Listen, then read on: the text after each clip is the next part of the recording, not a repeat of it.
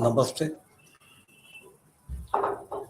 Indira Gandhi open યુનિવર્સિટીમાં આપ સૌ વિદ્યાર્થી મિત્રોનું સ્વાગત છે. આજે આપણે પ્રાચીન અને મધ્યયુગીન સમાજ વિશે વાત કરીશું. MHI 01.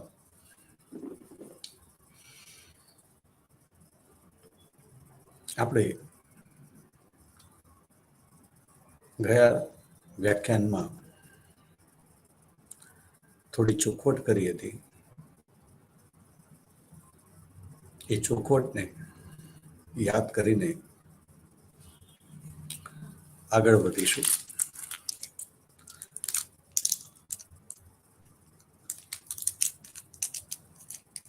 તમે અત્યાર સુધી BA નો અભ્યાસ કર્યો છે.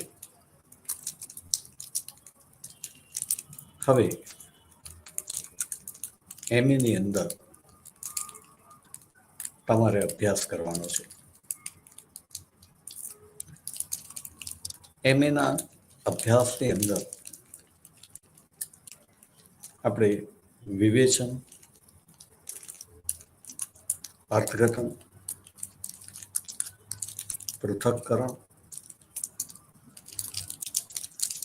વગેરે વગેરે ઉપર ભાર મૂકીશું.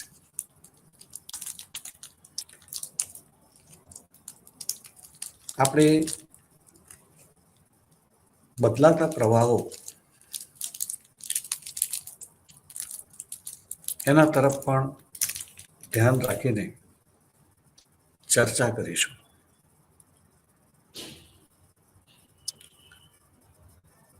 પ્રાચીન અને મધ્યયુગીન સમાજની વાત કરવી છે.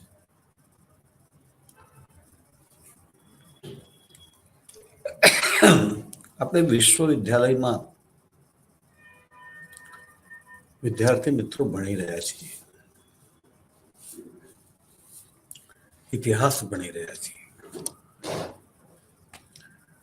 ઇતિહાસ એક સામાજિક વિજ્ઞાન છે.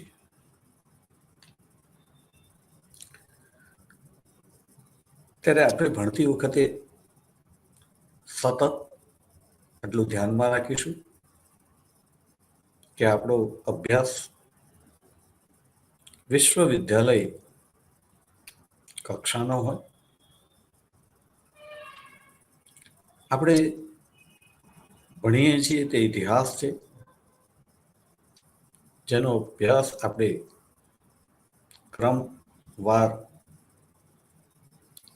સમય અને સ્થળના સંદર્ભની અંદર કરવાનો છે. અને એનું સ્વરૂપ જે છે એ સામાજિક બની રહેશે.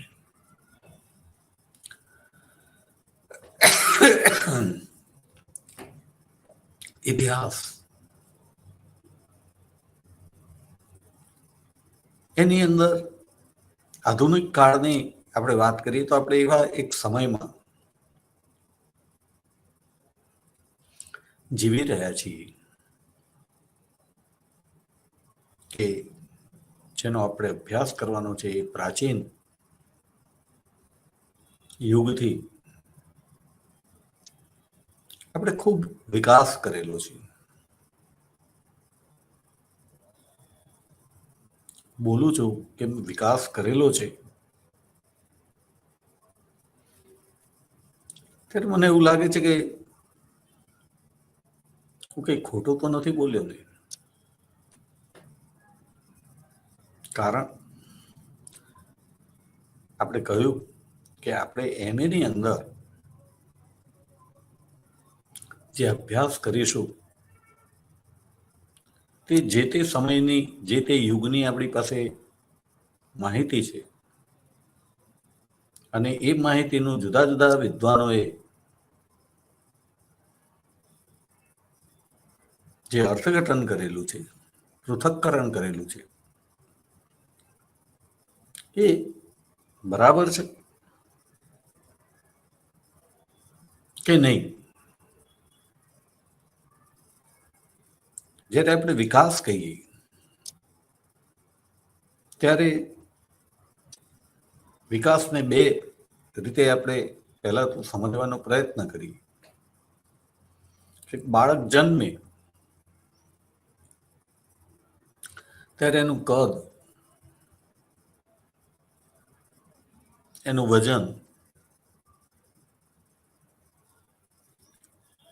અને એ યુવાન થાય ત્યારે એના કદ અને વજનમાં જે ફેરફાર થયેલો છે એ ફેરફારને આપણે વિકાસ કહીશું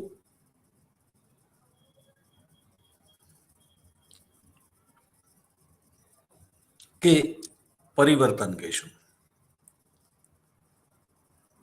વિકાસ શબ્દ જે છે એ પહેલા કરતા હાલની સ્થિતિ એની અંદર ચઢિયાતાપણું બતાવે છે.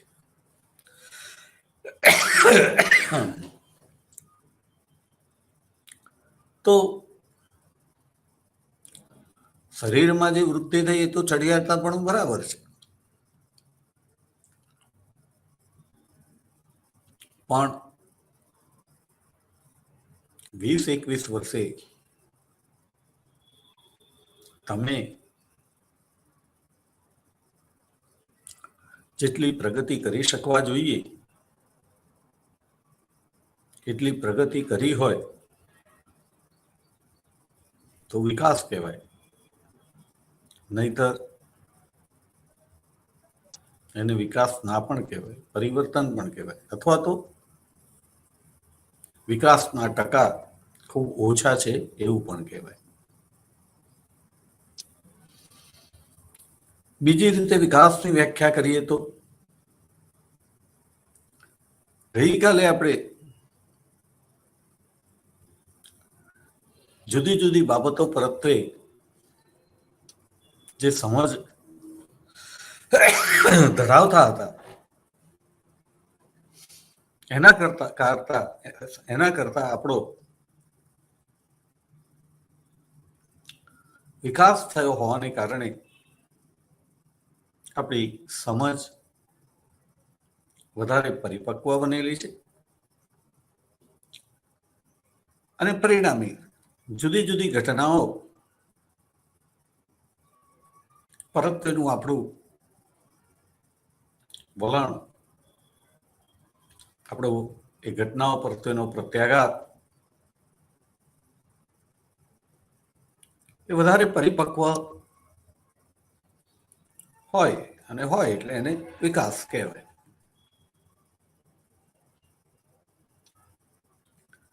પણ આપણે ભારતીય સંસ્કૃતિની દ્રષ્ટિએ જરા વાત કરીએ તો ભારતીય સંસ્કૃતિ આપણા જીવનને 4 વિભાગોની અંદર વહેંચે છે: સતયુગ, ત્રેતા, દ્વાપર અને હાલમાં ચાલતો કળી યુગ. હવે વિદ્યાર્થીઓ, તમારે પોતાને જ વિચાર કરવાનો કે કયો યુગ સારો? સતયુગ સારો કે કળિયુગ સારો? જો સતયુગ સારો હોય અને આપણે કળિયુગની અંદર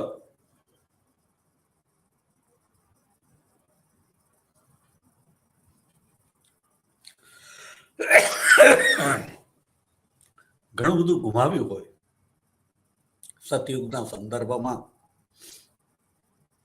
તો એને વિકાસનું સ્વરૂપ કહી શકાય.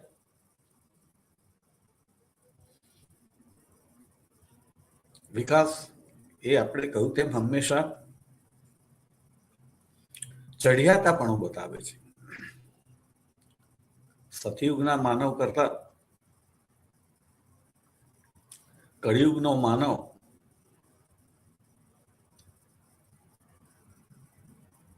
એના જીવન ધોરણની દ્રષ્ટિએ, એના સુખની દ્રષ્ટિએ ચઢિયાતો હોવો જોઈએ. પણ આપણી બોલચાલની અંદર આપણે સતયુગને શ્રેષ્ઠ કહીએ છીએ, કળિયુગને કનિષ્ઠ કહીએ છીએ. છળ કપટથી ભરેલો સમય કહીએ છીએ. તમે પોતે નક્કી કરજો કે વિકાસ કહેવો કે ના કહેવો. એટલે અભ્યાસ છે તમારો, એ અભ્યાસની અંદર તમારે હવે નવેસરથી વિચારવાનું છે. સામાન્ય રીતે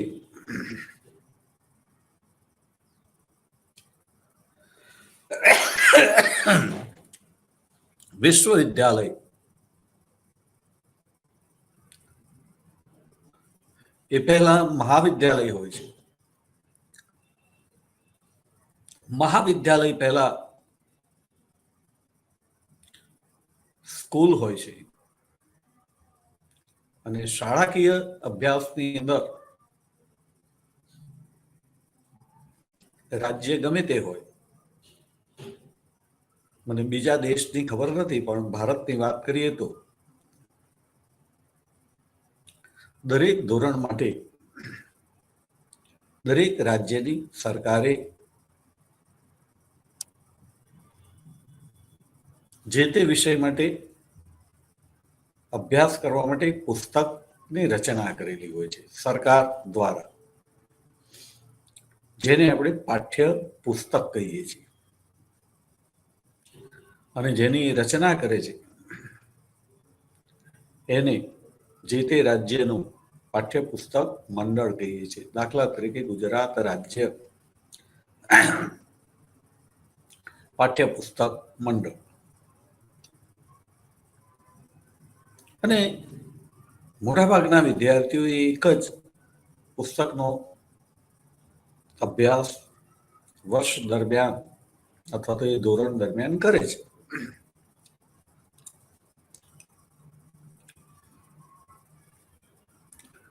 મહાવિદ્યાલયની અંદર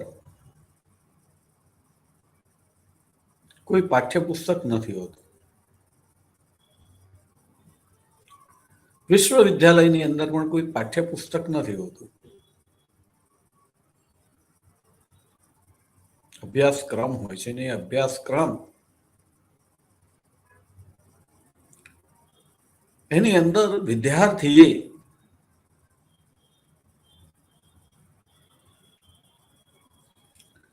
જુદા જુદા જે પણ ગ્રંથોમાંથી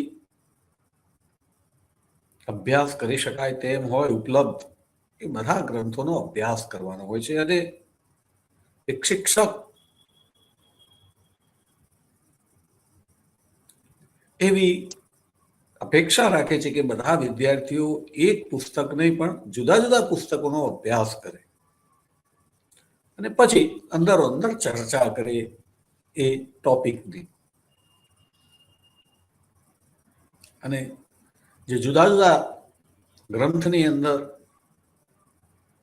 શું સમાન છે, શું વિવિધતા છે, એ વિવિધતા છે તો કઈ વિવિધતા એમાંથી સ્વીકાર્ય છે, કઈ અસ્વીકાર્ય છે,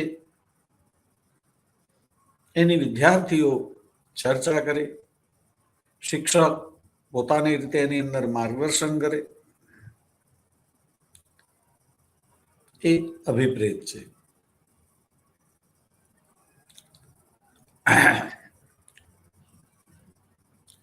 તો અભ્યાસની સામગ્રી તરીકે જોઈએ તો આધુનિક કાળની અંદર સામગ્રી પુષ્કળ છે, અને છતાં હજી આપણે ઇન્દિરા ગાંધી ઓપન યુનિવર્સિટીની વાત કરીએ તો એની અંદર પણ શાળાની જેમ વિદ્યાર્થીઓને અભ્યાસની અંદર મદદ કરી શકાય તે માટે જુદા જુદા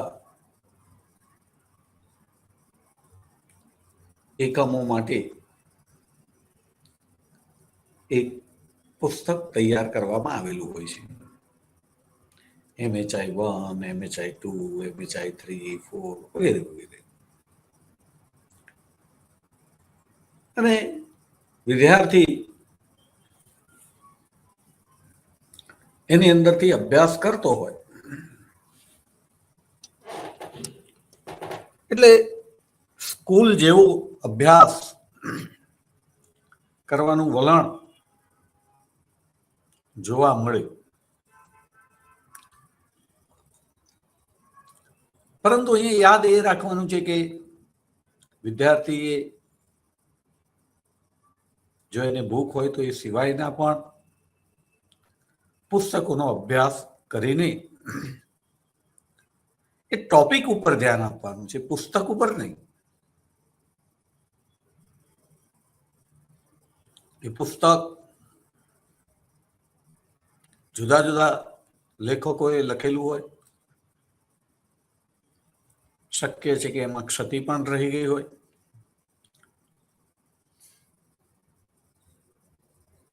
પરંતુ આજે સમય ખૂબ બદલાઈ ગયેલો છે. આપણે જોઈએ કે દ્વિતીય વિશ્વયુદ્ધ સુધી એક જુદા પ્રકારની દુનિયા હતી. ભૌગોલિક શોધખોળો પછી જે સંસ્થાનવાદ અને સામ્રાજ્યવાદનો વિકાસ થયો હતો, યુરોપના દેશોએ મોટાભાગની દુનિયા વહેંચી લીધી હતી, એના ઉપર પોતાનું આધિપત્ય સ્થાપ્યું હતું, અને પોતાનું વર્ચસ્વ કાયમ રહે એ માટે સંસ્થાનોમાં પોતાના અથવા તો સામ્રાજ્યમાં એવા પ્રકારની વ્યવસ્થા ગોઠવેલી હતી કે જેથી પોતાની સુપિરિયરિટી પુરવાર થાય, જેના ઉપર પોતે શાસન કરે છે એ શાસિત પ્રજા પછાત છે એવું પુરવાર થાય તો એમને રાજ્ય કરવામાં સરળતા રહે.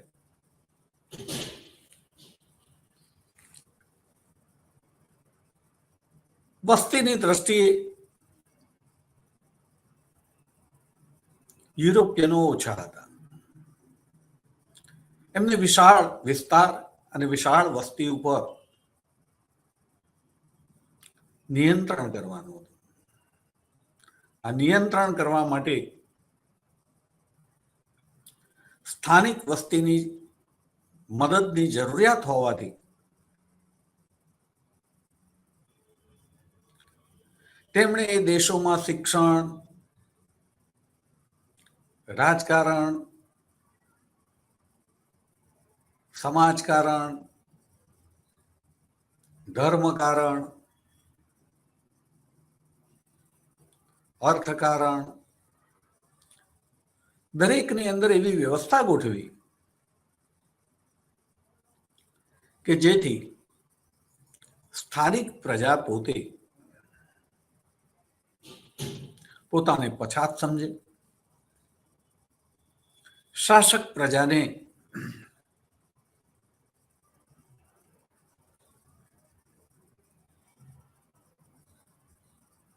સમથિંગ સ્પેશિયલ ગણીને એનો અહોભાવ પ્રાપ્ત કરવાનો પ્રયત્ન કરે, જેને આપણે ટૂંકમાં સાંસ્કૃતિક સામ્રાજ્યવાદનું નામ આપીએ તો એનો એમણે ફેલાવો કરેલો હતો. સત્તા એમની પાસે હતી. કહેવત છે, સત્તા આગળ શાણપણ નકામું.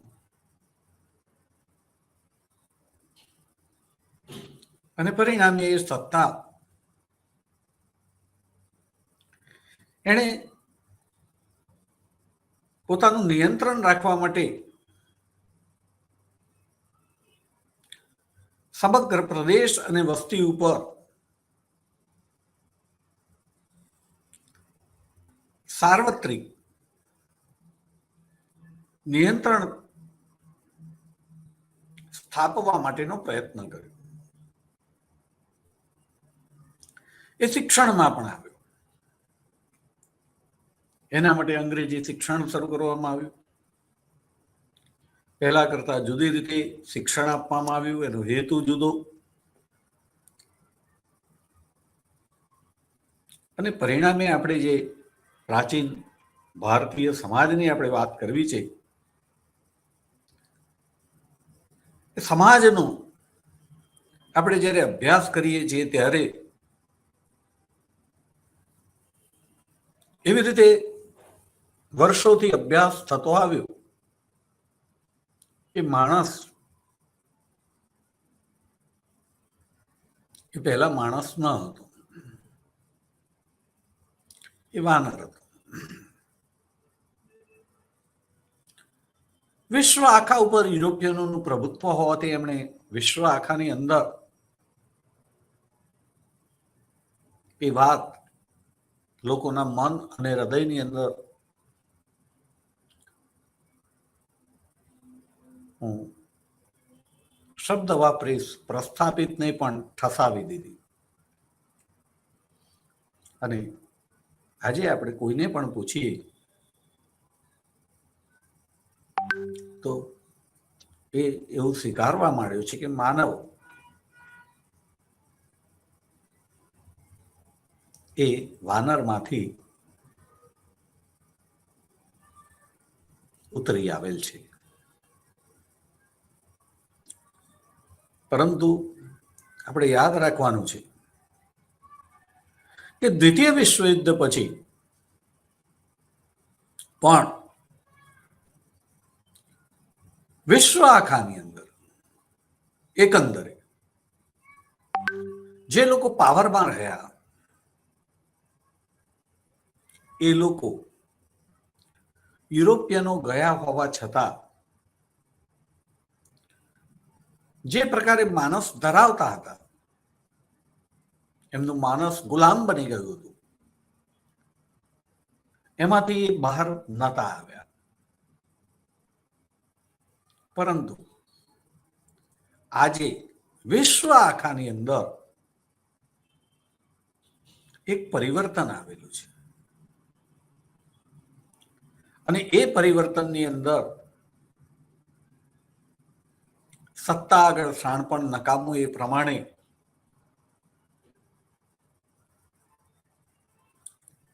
યુરોપિયનોના સામ્રાજ્યવાદના સમયમાં અથવા તો એ પછી સ્વતંત્ર થયેલી પ્રજાઓ પણ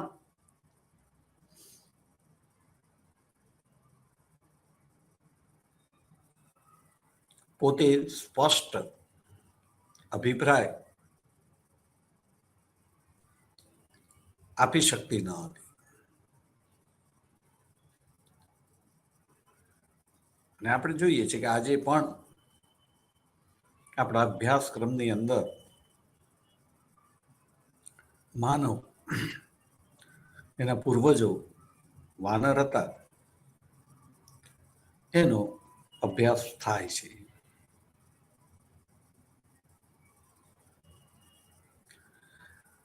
પરંતુ જેમ આપણે ભારતની વાત કરીએ તો ભારતીય સંસ્કૃતિ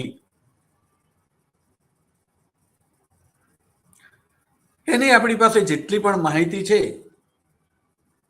એની અંદર ક્યાંય એવી વાત નથી કે આપણા વંશજો જે છે એ વાનર હતા.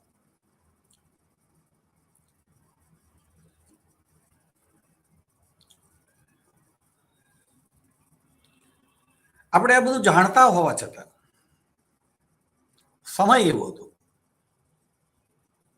લોકો બોલી શકતા ન હતા. પણ આજે ધીમે ધીમે પરિવર્તન આવ્યું છે. જેમ ભારત એ વિશ્વ આખામાં જુદી જુદી સંસ્કૃતિ અને સભ્યતાઓનો વિકાસ થયો હતો.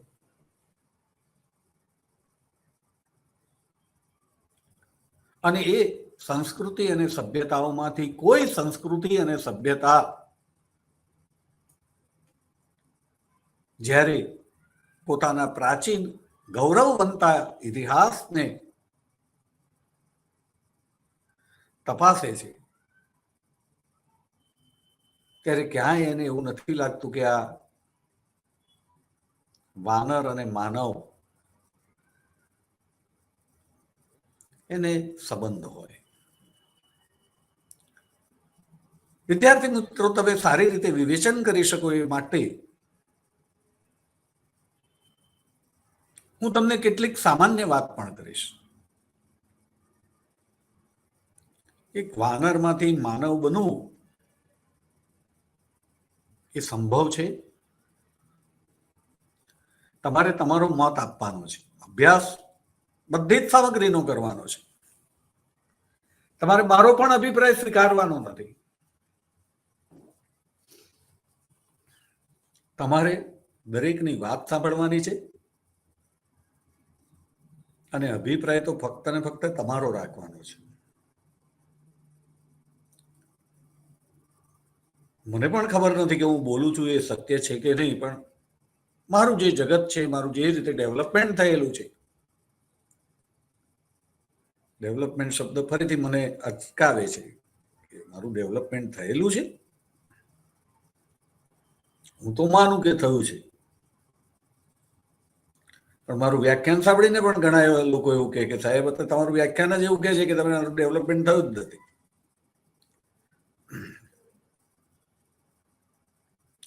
ટૂંકમાં તમારા કરતા જુદા વિચાર ધરાવનાર વ્યક્તિ એની દ્રષ્ટિએ તમે વિકસિત નથી. કારણ કે આઈન્સ્ટાઈનનો સાપેક્ષવાદ તો આપણે સતત યાદ રાખવાનો જ છે. આપણે સતત એ પણ યાદ રાખવાનું છે કે main is A selfish animal. એનો સ્વાર્થ સિદ્ધ થાય છે તમારી વાતથી તો તમે સાચા છો, તમે વિદ્વાન છો.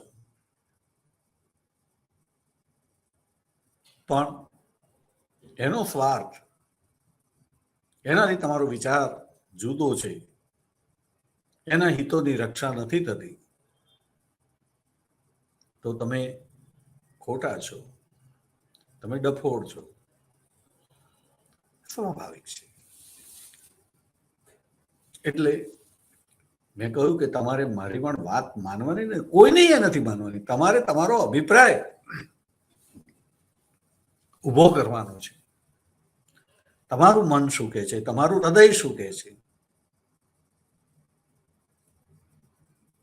હું સતત આ બાબતે જે છે અભ્યાસ કરું છું તો મને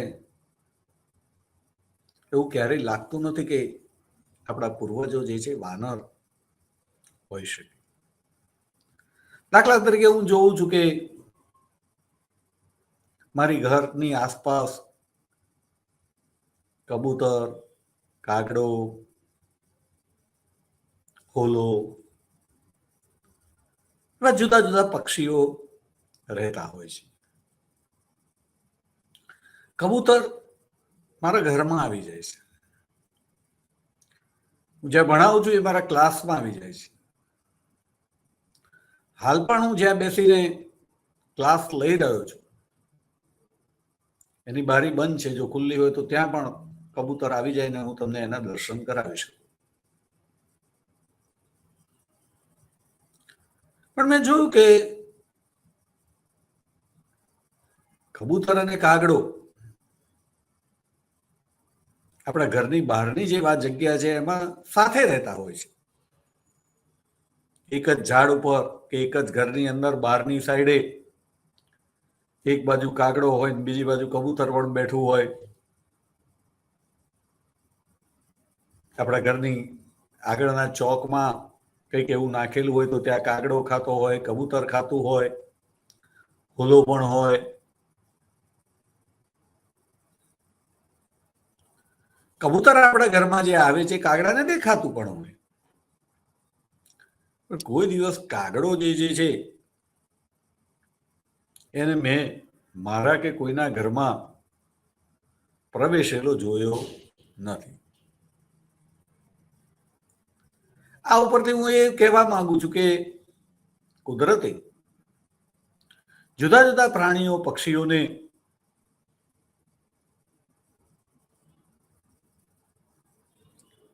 જે રીતે નિર્મિત કરેલા છે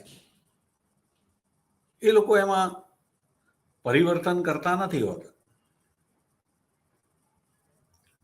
એવી રીતે હું વાનરને પણ જ્યારે જોઉં છું તો વાનર વનસ્પતિ ખાતા હોય છે. મારા ઘરની આસપાસ પણ ખૂબ વાનર આવતા હોય છે, વનસ્પતિ ખાતા હોય છે. એ માંસાહાર કરતા મેં એમને જોયા નથી.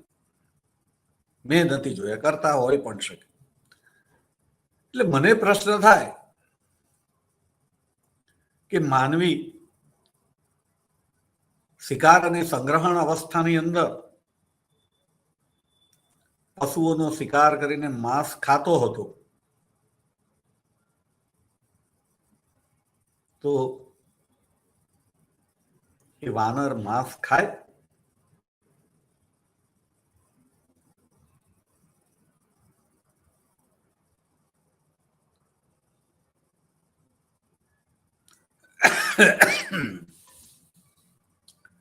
એ વાનર જે છે પોતાના ઓજાર તરીકે પથ્થરનો ઉપયોગ કરતો હતો એમ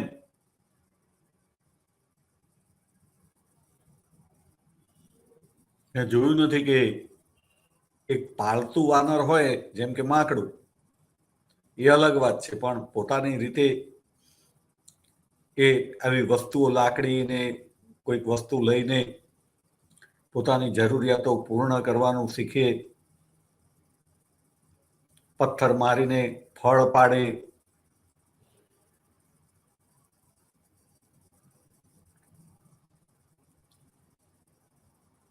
મારા વ્યક્તિગત મારી વાત કરું છું, તમારી વાત મારાથી જુદી હોઈ શકે.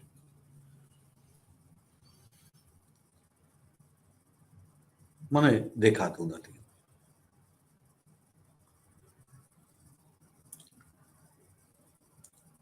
તો આપણો જે આ માનવી એ તો જોઈએ છે કે શાકાહારી પણ છે, માંસાહારી પણ છે.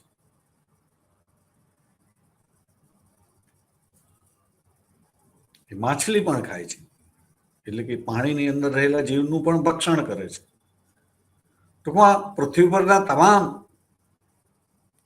વનસ્પતિ અને અન્ય જીવોનું એ ભક્ષણ પણ કરે છે.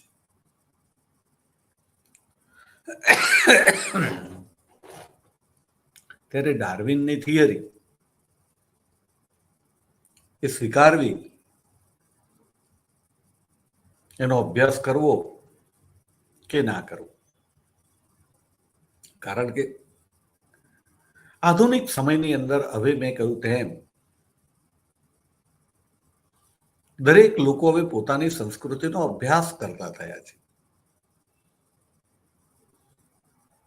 અને દરેક સંસ્કૃતિઓ પ્રાચીન કાળની અંદર ખૂબ ચડિયાતી હતી. જેમ સતયુગ ચડિયાતો હતો, એમ ઘણું બધું ચડિયાતું હતું.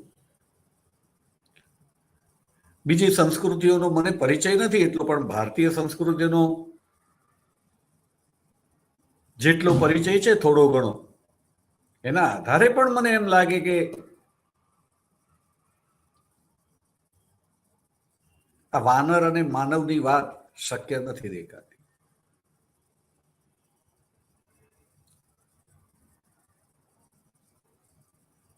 આપણે કેટલો બધો વિકાસ કરેલો છે પ્રાચીન સમયમાં. હું આજની વાત નથી કરતો, કારણ કે મેં તમને કહ્યું કે સતયુગને માંથી કળિયુગના પ્રયાણને આપણે વિકાસ કહેવો, એ સત્ય એ સાચું છે કે ખોટું છે એના ઉપર વિચાર કરવાનો છે. આપણે જોઈએ છીએ કે પ્રાચીન કાળની અંદર શું ખાવું અને શું ન ખાવું, એ પાક શાસ્ત્રનો એટલો બધો વિકાસ થયેલો હતો કે લોકોએ કઈ વનસ્પતિ એનો ખોરાક તરીકે ઉપયોગ કરવો, કઈ વનસ્પતિનો ઔષધિ તરીકે ઉપયોગ કરવો, એનો બહુ સૂક્ષ્મ અભ્યાસ કર્યો હતો.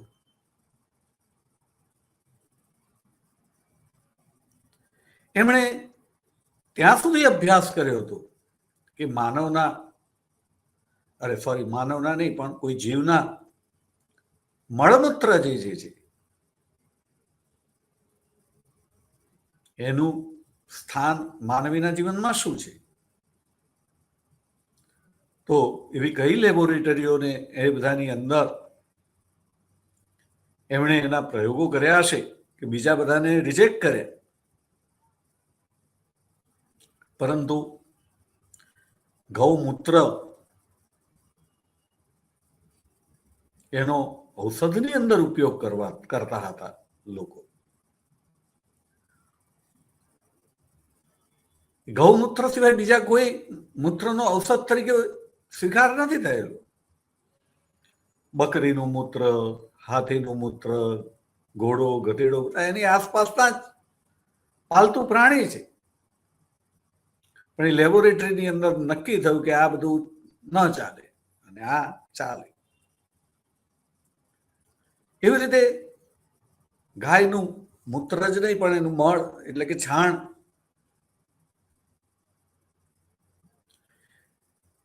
કોઈ સારું કાર્ય કરવું હોય ત્યારે એ મળ એટલે કે છાણનું લીપણ થાય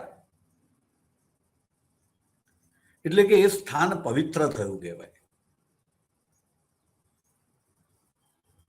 હું હમણાં 2 દિવસ પહેલા એક વિદ્વાન જે છે એમનું વ્યાખ્યાન સાંભળતો હતો, તો એમણે સ્પષ્ટતા કરી પક્ષતા અને પવિત્રતા. તો તમે બાથરૂમ છે એના સરસ નવા ટાઇલ્સ હોય એને ધોવો, એને સ્વચ્છ કરો સાબુથી કે બીજા કોઈ પણ મટીરિયલથી, તો એ સ્વચ્છ થયા કહેવાય, એ પવિત્ર ના થયા કહેવાય. માટી, તો એ માટીથી તમે હાથ ધુવો તો કે છે કે પવિત્ર થાય. મારું આમાં જ્ઞાન નથી, હું સ્પષ્ટતા કરી દઉં.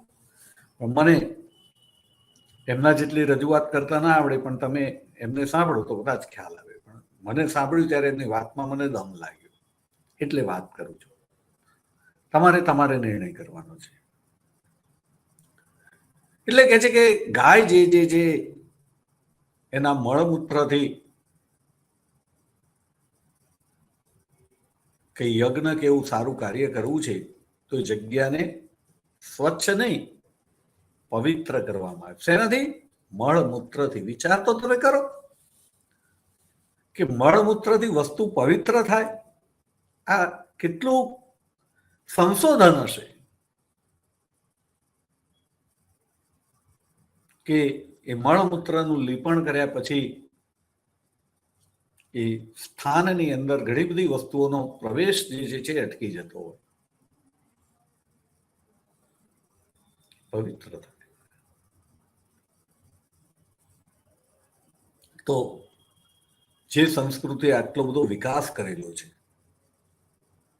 કઈ ઔષધિ જે છે મૂર્છાની અંદર વાપરીએ તો મૂર્છિત વ્યક્તિ જે છે ભાનમાં આવે અને સંજીવની કહેવાય.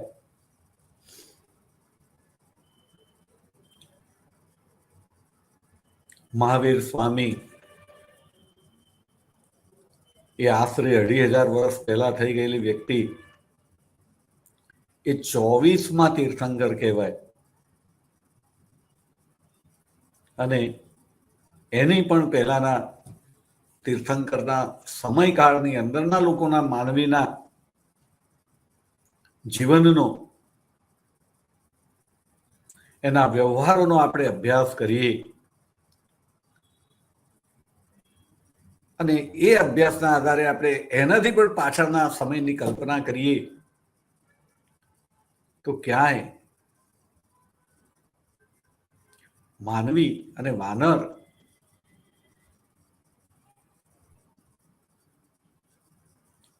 એનો સંબંધ જે છે પ્રસ્થાપિત થતો હોય એવું દેખાતું નથી. આજે જેમ ભારતની અંદર આવી રીતે અભ્યાસ થઈ રહ્યા છે, દુનિયાના બીજા દેશો પણ પોતપોતાની સંસ્કૃતિઓ આપણી જેમ જ ચડિયાતી છે, આપણને એનું જ્ઞાન નથી, તુલનાત્મક અભ્યાસ નથી, પણ ધીમે ધીમે થશે. કારણ કે બધી જ જગ્યાએ સત્તામાં પરિવર્તન આવ્યું છે. આપણે પ્રાચીન સમાજ એટલે જે છે આદ્ય ઇતિહાસની આપણે વાત કરવી છે અને એ આદ્ય ઇતિહાસની વાત કરીએ ત્યારે આપણા દેશની અંદર પણ જે જુદી જુદી જાતિઓ એની અંદર આજે જ્યારે પરિવર્તન આવ્યું છે ત્યારે જેને આપણે એક વખત પછાત કહેતા હતા એ આદિવાસી સમાજ એમ કે છે કે આ દેશ તો અમારો છે, અમે આદિ માણસો છીએ, પહેલાના માણસો અમે છીએ, અમારો દેશ, તમે બહારથી આવેલા લોકો છો.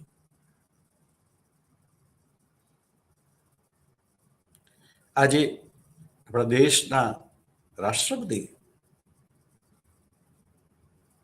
એ આદિવાસી સમાજનું પ્રતિનિધિત્વ કરે છે અને એને પરિણામે બાકીના આદિવાસી સમાજમાં કેટલી બધી જાગૃતિ આવેલી હોય, કેટલો બધો ઉત્સાહનો સંચાર થયેલો હોય અને એ સમાજ પણ જ્યારે હવે પોતાની સંસ્કૃતિનો એનો અભ્યાસ કરે, એ પરિપક્વ સમાજ છે મારી દ્રષ્ટિએ, કોઈ પછાત નથી. મારી કોઈ બોલવામાં ભૂલ થઈ ગઈ હોય તો પણ હું ક્ષમા ચાહું છું.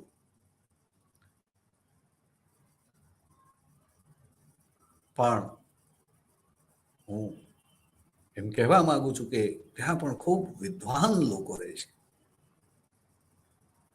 એ પ્રગતિશીલ સમાજ હતો છે. એને કેટલાક વિષયો પરત્વે ધ્યાન ના આપ્યું હોય, એને જરૂરિયાત ન હોય. એનો અર્થ તમે જ્યાં ધ્યાન આપ્યું એવી રીતે એ જીવે તો એ પ્રગતિશીલ ના. પ્રગતિશીલની વ્યાખ્યા મારી દ્રષ્ટિએ એટલી જ છે કે કોઈ પણ વ્યક્તિ પોતાના સમક્ષના પડકારો જે છે એને નાથવાના ઉપાયો શોધી કાઢે અને પ્રતિકૂળ પરિસ્થિતિને અનુકૂળ પરિસ્થિતિની અંદર પરિવર્તન કરી નાખે એટલે એને પ્રગતિશીલ કહેવાય. એને પરિવર્તન કેટલું કરવું છે, એની ભૂખ કેટલી છે પરિવર્તન કરવા માટેની, એનું લક્ષ્ય કેટલું છે એનો વિષય છે. પણ તમે જે રીતે જીવો છો એ જ રીતે જીવે તો એ પ્રગતિશીલ, અને નહીં તો પછાત. તમે કપડાં પહેરો છો એ કપડાની અંદર પણ બ્રાન્ડેડ પહેરો તો તમે પ્રગતિશીલ, અનબ્રાન્ડેડ પહેરો તો પછાત. એ જે તે વ્યક્તિની માન્યતા કહેવાય. એ માન્યતા સત્ય છે એવું ન કહેવાય. આપણે ગઈ વખતે નવજાગૃતિનું ઉદાહરણ લીધું હતું, એને પણ ફરીથી વાત કરીએ તો નવજાગૃતિ કાળથી જે જાગૃતિ આવી એમાં મુખ્ય જાગૃતિ લક્ષ્ય જેને કહીએ કે સમાજમાં થોડા લોકો સુખી દેખાતા હતા અને બહુ બધા લોકો દુઃખી દેખાતા હતા. ત્યારે બધા લોકો જે છે એ સુખી કેવી રીતે થાય એના માટેનું એક ચિંતન શરૂ થયું, જુદી જુદી રીતે થયું. પણ હું એમ કહું કે જે કંઈ પ્રયત્નો થયા, નંબરની દ્રષ્ટિએ જે છે સંખ્યા વધી હશે, પણ ટકાવારીની દ્રષ્ટિએ જોવા જઈએ તો એવું લાગે છે કે આજે જે છે જે તે સ્થળે બહુ બધા ટકા લોકો સુખી થઈ ગયા છે. એમના જીવનની અંદર જે છે પ્રશ્નો નથી, પડકારો નથી, સંપીને જીવે છે લોકો, એવું લાગે છે. આવું કંઈક થયું હોય, હેપીનેસ ઇન્ડેક્સ વધ્યો હોય, સંતોષનું પ્રમાણ વધ્યું હોય, સહકારનું પ્રમાણ વધેલું હોય, સાથે મળીને જીવવાનું પ્રમાણ વધ્યું હોય, તો આપણે એવું કહી શકીએ કે માણસમાં જાગૃતિ આવી હતી, નવજાગૃતિ આવી હતી. બાકી પરિવર્તન કહેવાય એને જાગૃતિ કે નવજાગૃતિ તો ન જ કહેવાય. કેટલો તો સ્ટ્રેસ છે આજે જુદી જુદી જગ્યાએ જુદા જુદા લોકોને, કેટલો તો ડર છે. આજે હું બોલું છું ત્યારે પણ હું મારા દરેક વ્યાખ્યાન વખતે સતત ડરતો હોઉં છું કે મારાથી કોઈ ભૂલ ન થઈ જાય, બોલવામાં કોઈ મોટો ઉહાપો ન થઈ જાય. એક બાજુ આપણને વિચાર અને વાણીની સ્વતંત્રતા મળેલી છે, પણ એ વિચાર અને વાણીની સ્વતંત્રતાનો કેટલા લોકો ઉપયોગ કરી શકે છે?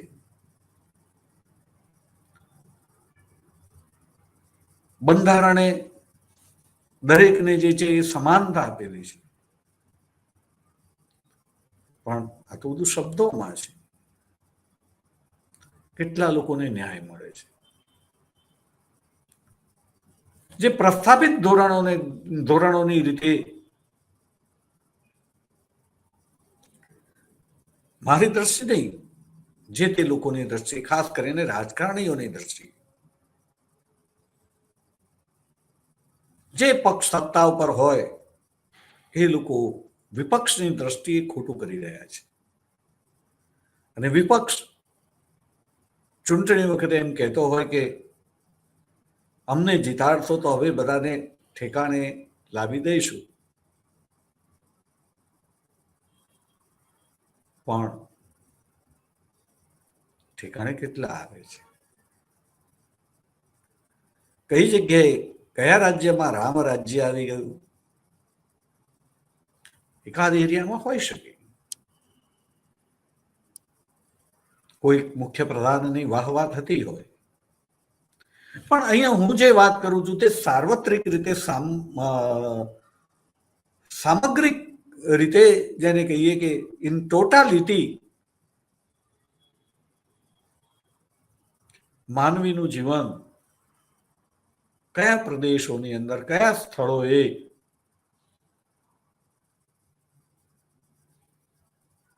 એ સંતોષકારક છે, એ સુખમય છે, જ્યાં બધા સાથે રહે છે. આજે અમેરિકા એક એવો દેશ છે કે જ્યાં જવાનું બધાને પસંદ છે, પણ એ અમેરિકાની અંદર પણ કેટલા લોકો સાથે મળીને જીવે છે? માતા, પિતા, બાળકો, જે ભારતની અંદર એક સાથે 3 પેઢી રહેતી હોય,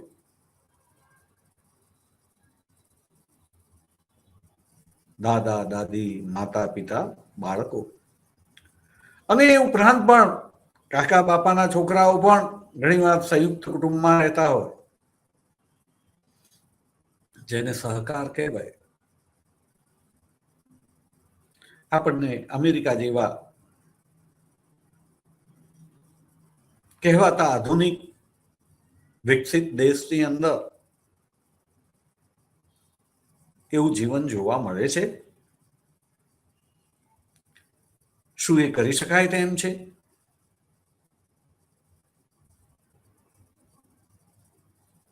વિકાસ કહેવો કે કેમ? જાગૃતિ કહેવી કે કેમ?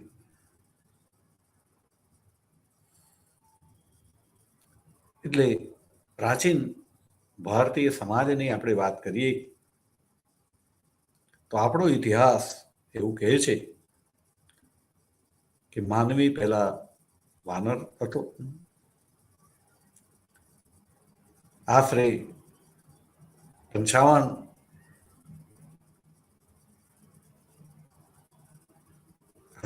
વર્ષ પહેલા એ માનવી બન્યો. પથ્થરથી એ શિકાર કરવા લાગ્યો. એ શિકાર કરેલી વસ્તુઓનું અથવા તો ફળ ફૂલનો એકત્રીકરણ કરીને એનો સંગ્રહ કરવા લાગ્યો.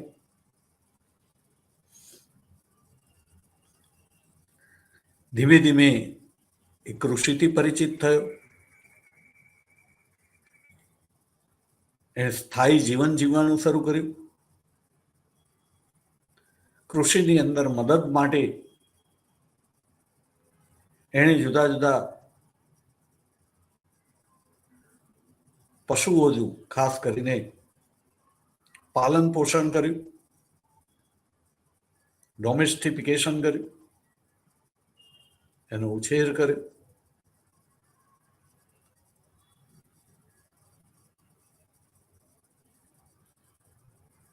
એ પથ્થરથી એણે ઓજારો બનાવ્યા. પથ્થર યુગ ધીમે ધીમે ધાતુ યુગની અંદર એનું જીવન પ્રવેશ્યું અને જુદા જુદા સમયે જુદી જુદી ધાતુઓનું પ્રાધાન્ય રહ્યું. કાંસ્ય યુગ, તામ્ર યુગ, લોહ યુગ અને એમ કરીને ક્રમશઃ એણે વિકાસ કર્યો.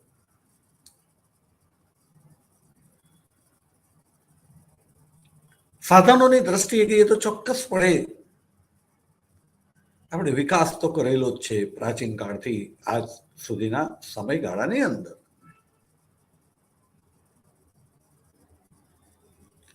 પણ આપણે જ્યારે નવજાગૃતિની વાત કરીએ છીએ ત્યારે માનવી જે છે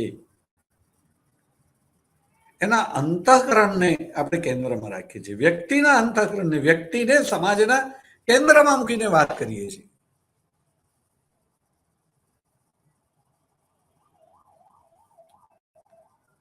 અને જાગૃતિ મારી દ્રષ્ટિએ ત્યારે જ કહેવાય કે આપણા એ પ્રયત્નોને પરિણામે જે પરિણામ પ્રાપ્ત થયું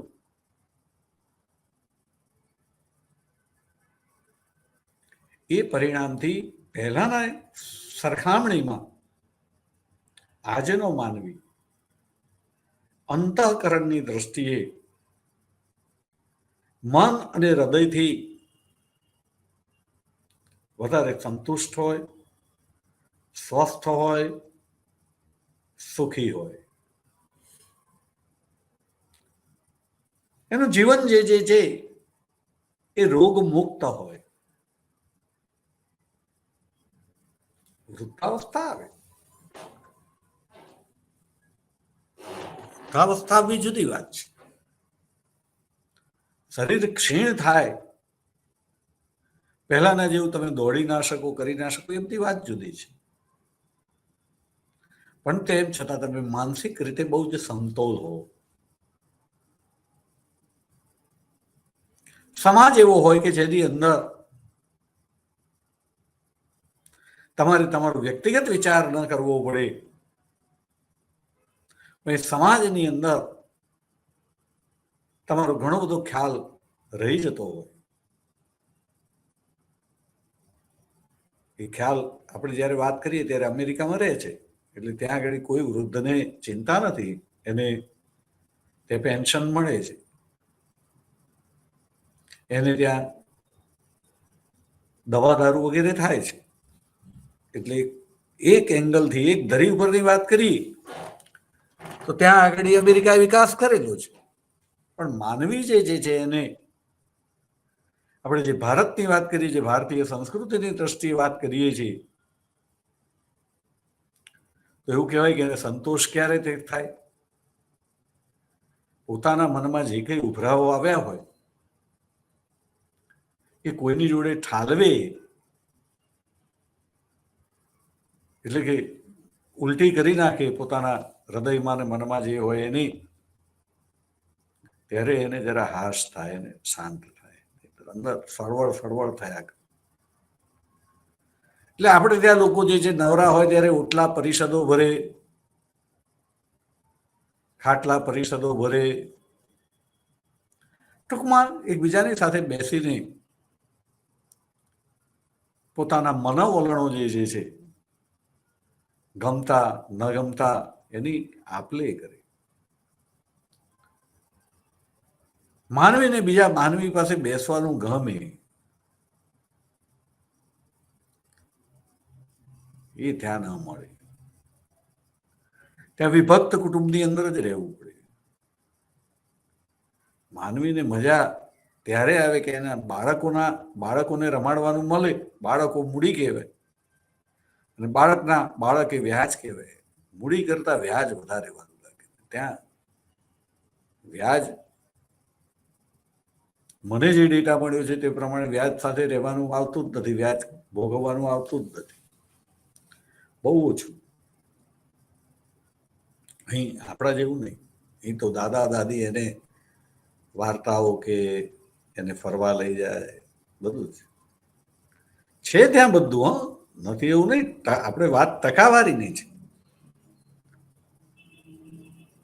કેટલીક બાબતોમાં ત્યાં પણ આપણા કરતા પણ ખૂબ સરસ છે. મને એવા કુટુંબોને હું ઓળખું છું. 70-75 વર્ષના દાદા દાદી જે છે, પોતાના 8 કે 10 વર્ષના પૌત્ર અને પૌત્રીઓને લઈને જુદા દેશમાં ફરવા જાય. એક વખત નહીં, અનેક વખત.